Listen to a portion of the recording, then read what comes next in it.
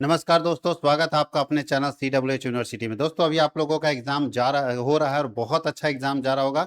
2 paper का exam हो चुका है। ये थर्ड मेजर पेपर का एग्जाम होगा, ह्यूमन रिसोर्स मैनेजमेंट।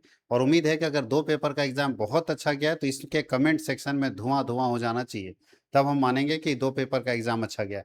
तो शुरुआत करते हैं हम लोग। मैं आपको फिर बता दूं कि ये सेमेस्टर 5 के का एग्जाम, तो अब चूंकि 2 एग्जाम और बचा है, एक मेजर और एक माइनर का। सेमेस्टर 6 के लिए आप पीडीएफ कोर्स स्टार्टिंग में ही खरीद सकते हैं।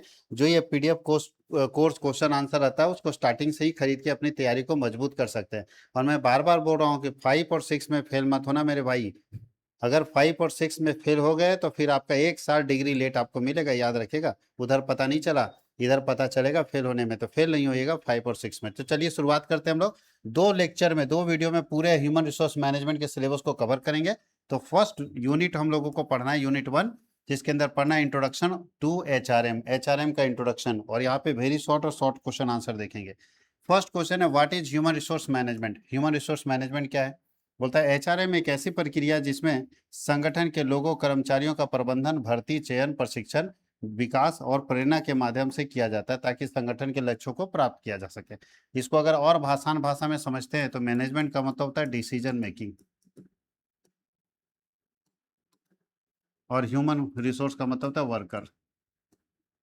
जब कोई कंपनी डिसीजन मेकिंग करती है रिलेटेड टू वर्कर, कि वर्कर आएगा कहाँ से, कैसे स्टाफ को लाएंगे, कैसे उसको ट्रेनिंग देंगे, कैसे उसको प्लेसमेंट करेंगे, कैसे उसको प्रमोशन देंगे, ये सारा काम ह्यूमन रिसोर्स मैनेजमेंट के अंदर आता है। ह्यूमन रिसोर्स मैनेजमेंट का मतलब है decision making related to human resource. Man power से संबंधित निर्णय लेना ह्यूमन रिसोर्स मैनेजमेंट कहलाता है।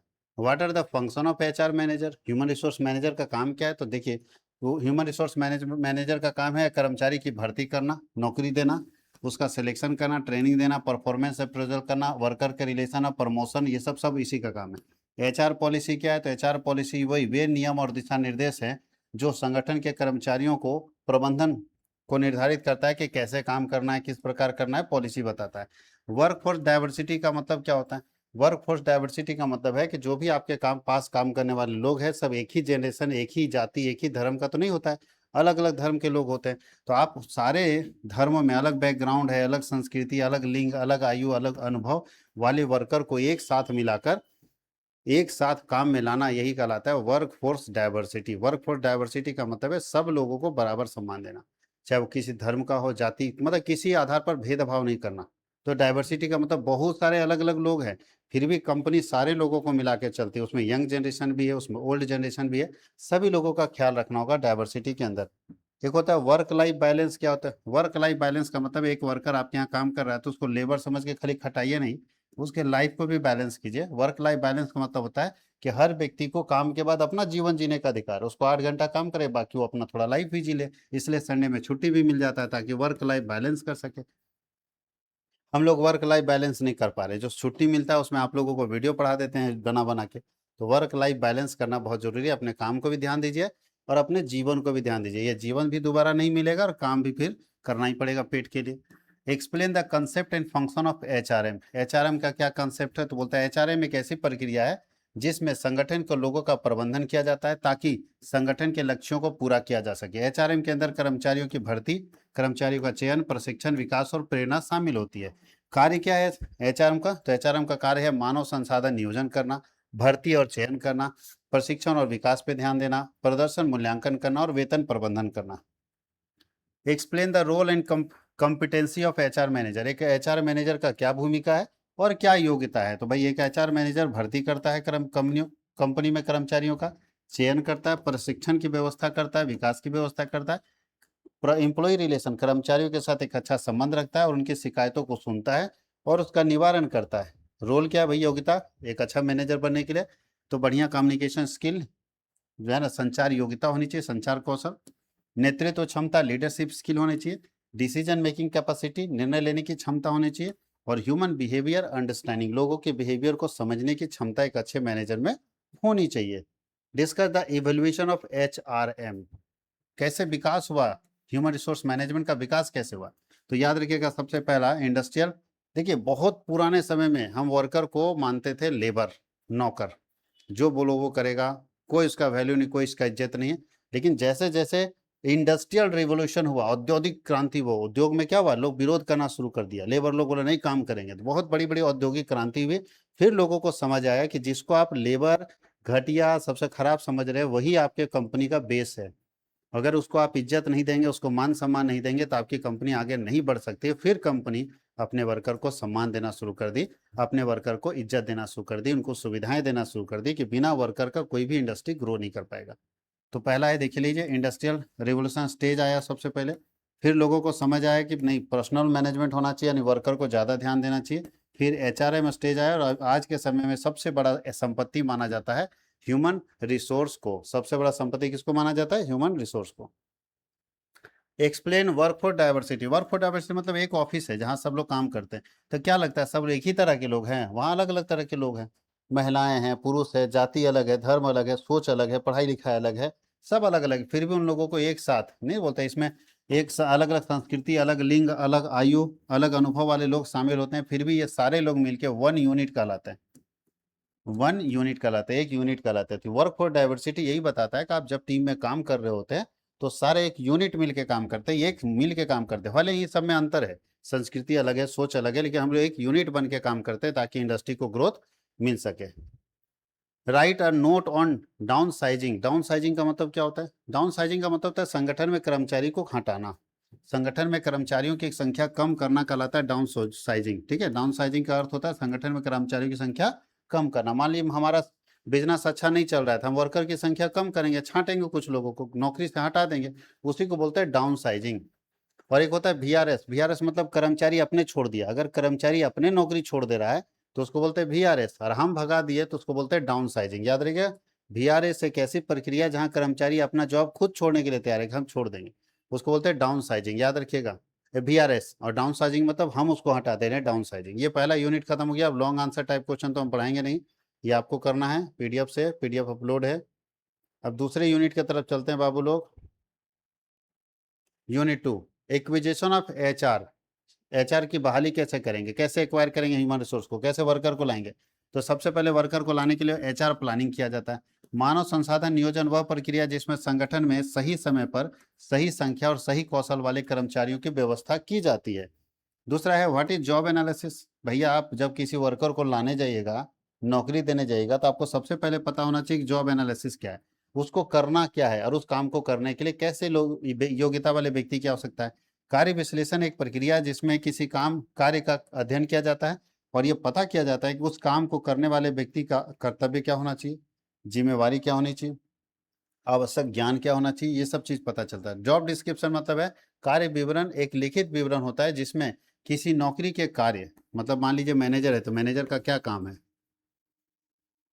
जिम्मेदारी और कार्य परिस्थितियां बताई जाती है। भैया मैनेजर का क्या काम है, क्या जिम्मेदारी है और कैसे काम करना पड़ेगा। रिक्रूटमेंट का मतलब भर्ती। भर्ती वह प्रक्रिया जिसमें नौकरी के लिए उपयुक्त उम्मीदवारों को ढूंढा जाता है और उसे कंपनी में आवेदन देने के लिए प्रेरित किया जाता है। सिलेक्शन एक ऐसी प्रक्रिया है जिसमें उम्मीदवारों को, जो बेस्ट कैंडिडेट हो गए, बहुत सारे उम्मीदवार हमारे पास अप्लाई करते हैं, लेकिन जो बेस्ट होता है उसको हम चुनते हैं, उसी को बोलते हैं सिलेक्शन करना। सिलेक्शन एक नेगेटिव प्रोसेस, वहां पे हम बहुत सारे लोगों को भगाते हैं और उसी व्यक्ति को चुनते हैं जो इस पद के लायक है, उसको हम लोग बोलते हैं सिलेक्शन। अगला क्वेश्चन है एचआर प्लानिंग प्रोसेस क्या है? तो एचआर प्लानिंग प्रोसेस यहाँ देख लीजिए। सबसे पहले क्या करेंगे, एनालाइज करेंगे ऑर्गेनाइजेशनल ऑब्जेक्टिव, कि भाई आप जो वर्कर लाना चाह रहे हैं, आप पहले अपने संगठन के उद्देश्य तो समझो कि आपका संगठन का क्या उद्देश्य है, उसी के अनुसार हम आदमी लाएंगे। दूसरा, फोरकास्टिंग मैन पावर डिमांड, बोलता है मानव संसाधन की मांग का पूर्वानुमान लगाओ कि मानव संसाधन कितने चाहिए।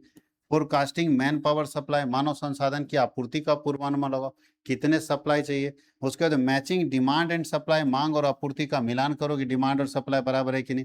फिर रिक्रूटमेंट और सिलेक्शन, फिर लोगों को भर्ती करो, उसका चयन करो, उसका मूल्यांकन करो और उसका कंट्रोल करो। ये सारा स्टेप बाय स्टेप आपको काम करना पड़ता है।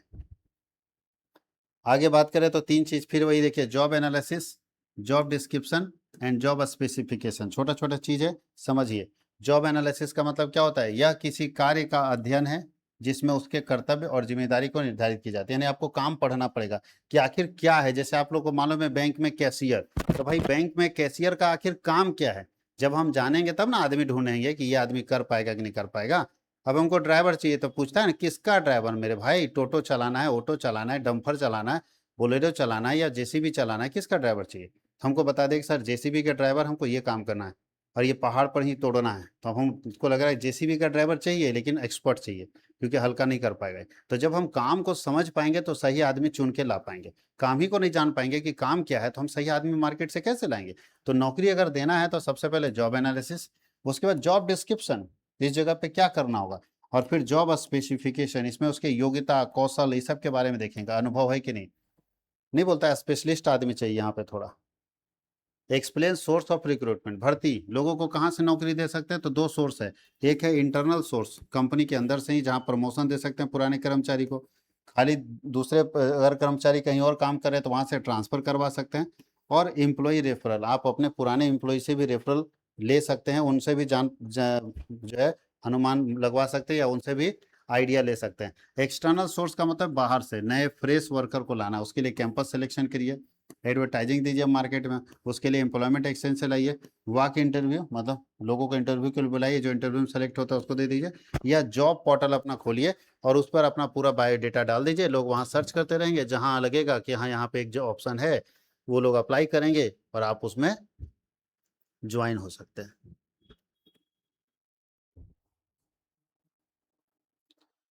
एक्सप्लेन द सिलेक्शन प्रोसेस, बोलता है चयन की प्रक्रिया को समझाइए। तो सिलेक्शन प्रोसेस से सबसे पहले एप्लीकेशन स्क्रीनिंग, जो आवेदन आप देते हैं, मान लिया एप्लीकेशन आया आपके पास, तो जितना लोग का फॉर्म आया उसको जांच करेंगे, जो सही से फॉर्म भरा उसको अलग रखेंगे, जो गलत भरा उसको रिजेक्ट कर देंगे, और जो सही फॉर्म भरेगा उसको इंटरव्यू के लिए बुलाएंगे। इंटरव्यू अगर हल्का सा प्रारंभिक साक्षात्कार है, थोड़ा मोड़ा इंट्रोडक्शन लेंगे, उसके बाद उसका टेस्ट होगा, टेस्ट के बाद उसका इंटरव्यू, मेन इंटरव्यू होगा, फिर मेडिकल टेस्ट कराएंगे और फिर फाइनल सिलेक्शन। फाइनल सिलेक्शन मतलब नौकरी हो गया।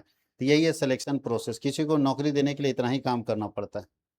एक्सप्लेन इंडक्शन सोशलाइजेशन क्या होता है। इंडक्शन का मतलब होता है कंपनी में जब आप नई नई जाइएगा तो लोगों से परिचय कराना पड़ेगा ना, तो उसी प्रोसेस को बोलते हैं इंडक्शन। इंडक्शन का मतलब है जब आप कोई कर्मचारी मेरी कंपनी में पहला दिन आता है तो उसे हम इंट्रोड्यूस कराते हैं, सीनियर से जूनियर से कैंपस से सारा कुछ इंट्रोड्यूस कराते हैं, उसको बोलते हैं इंडक्शन। इंडक्शन मतलब परिचय। आप कॉलेज वगैरह में भी जब जाइएगा नए कॉलेज में तो बोलता है इंडक्शन मीट हो रहा है। इंडक्शन मतलब नए नए लोगों को पुराने लोगों से मिलाया जा रहा है। सोशलाइजेशन क्या है, तो बोलता है यह प्रक्रिया नए कर्मचारियों को संगठन की संस्कृति, संगठन के मूल्यों के अनुसार ढालने में मदद करती है। जैसे हमारे संगठन में एक सिस्टम है कि मिलके काम करना है, तो सोशलाइजेशन बहुत मदद करता है कि कैसे हम अपने नए वर्कर को कंपनी के कल्चर के हिसाब से ढाल सके। तो कंपनी के कल्चर के हिसाब से नए वर्कर को ढालने की प्रक्रिया कहलाती है सोशलाइजेशन। इसके बाद अब लॉन्ग क्वेश्चन आगे बाबू, जो आप अपने घर में पढ़ेंगे लॉन्ग क्वेश्चन। हम लोग चलते हैं यूनिट थर्ड की तरफ। थर्ड यूनिट है ट्रेनिंग एंड डेवलपमेंट, ठीक है, ट्रेनिंग एंड डेवलपमेंट। तो ये 1 और 2 यूनिट का हम लोग एक साथ वीडियो दे दिए। थर्ड यूनिट का वीडियो हम लोग अगले लेक्चर में आएंगे। लेक्चर 2 में आपको थर्ड यूनिट फोर्थ यूनिट और जो इधर है उसका अगले लेक्चर में आपको मिलेगा थर्ड और फोर्थ यूनिट का। तो मिलते हैं हम लोग अगले क्लास में।